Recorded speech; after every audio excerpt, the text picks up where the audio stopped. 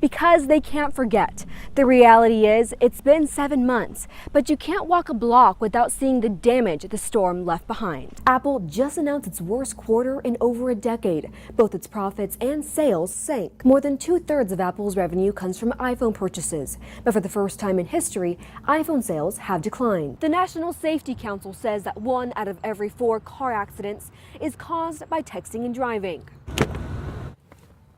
That's why starting today, it's illegal in Oklahoma to do both at the same time. This proposed amendment originated from the 10 Commandments Monument Court case. Article 2, Section 5 was the basis for the removal of that statue from Capitol grounds. As for the driver, she's 21-year-old Michelle Davis. She's being charged with intoxication manslaughter. In Dallas, Lindsey Gomez, Channel 8 News.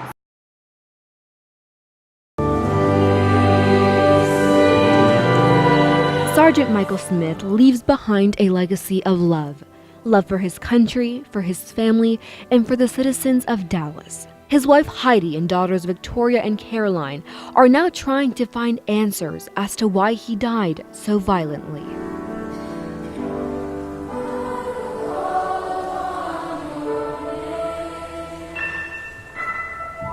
Caroline asked me, why did God do this?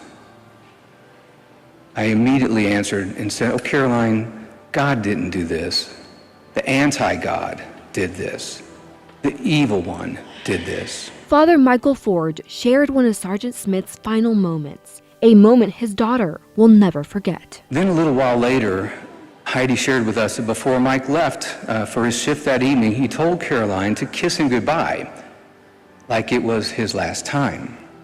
I immediately looked at Caroline and said, Caroline, now God did that. That's what God does. His former partner recalled the moment she found out Sergeant Smith was among the fallen, getting a call from a DPD officer while watching the tragedy unfold on TV. And she was at the hospital, and she told me, and yeah, I pretty much screamed, fell on the floor, and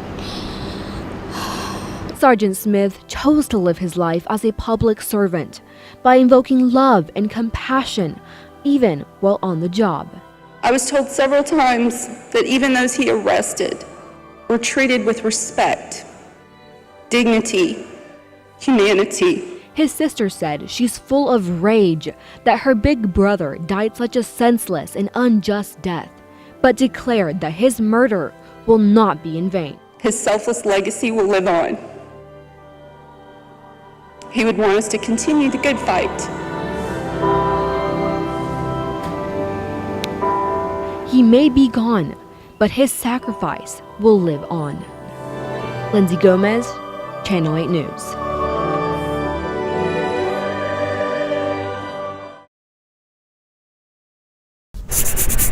Troy Knatzer is an artist. He draws with pencil and paper, but brings his art to life with metal. This is going to be set in the ground with concrete footing. Then we're going to attach flat bar, round bar. He's working on a memorial for his town after an F4 tornado ripped it apart 7 months ago. On December 26, 2015, just a day after Christmas, the twister hit 1,100 homes and businesses. We had some friends that lived across the street, and they don't live there anymore. Their kids, we pulled their kids and them out from underneath their stairway. I mean, that's stuff you don't forget. In memory of the tornado victims, this artist is using his talent to put the pain of the community into a sculpture. This is my representation of how we get through it. People can come, reflect, remember what went on, but not dwell on it. It will be 30 feet tall. The red and orange feathery bird you see on top of the tornado is a phoenix. It's an ancient symbol of strength and renewal. That's why he's flying straight out of the tornado. He's definitely moving forward and up. This empty field is Bluebonnet Park. We chose this park because it's almost, smack dab in the middle of the path of the tornado. It will serve as Knatzer's blank canvas as he builds a piece of art that will showcase the town's strength and overcoming catastrophe. We want this to represent a rebirth and a hopeful beginning for new stuff for ballet. His masterpiece is one way this town will continue its healing process for years to come. Right now, the city is adding trails and a parking lot to Bluebonnet Park. After that's done, Canastra can start building. He wants to finish everything in time for the one-year anniversary of the natural disaster.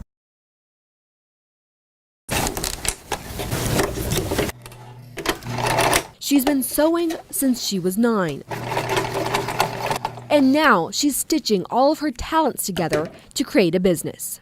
As a performer, you know, a lot of groups are on a shoestring budget, and I just started doing costumes for shows that I was in because I could sew, and it has just grown from a hobby into a career. Dana Brown is currently the costume director for the OKC Ballet. Let's go to the mall. Okay, let me get my hat. But now she's launching her own costume consulting company. So when I inherit something like this, I can't just keep it. I have to do something with it, you know? This is how it works. First, people show up to her in-house costume wonderland, lined with racks of sparkly, furry, and colorful garments, stacked with suitcases full of crazy hats, weird wigs, and antique jewelry. I sit down with them and consult about what look they're interested in. Then she takes them through her entire collection of items. I'm going to propose this to the gal who's coming. But if they aren't able to find the perfect outfit, Then I can build something for them. after 13 years of working with costumes and researching their historical backgrounds, The geometric, really loud patterns were totally 70s. Brown says certain fabrics, textures, and even colors are specific to periods of time. If they're going for a certain era, like a 1950s look, there are certain colors even from that era that would not work, say, for today. She says this knowledge base helps her create more authentic looking costumes It's cool. It's different. that will make her clients stand out no matter where they go. Lindsey Gomez, OU Nightly.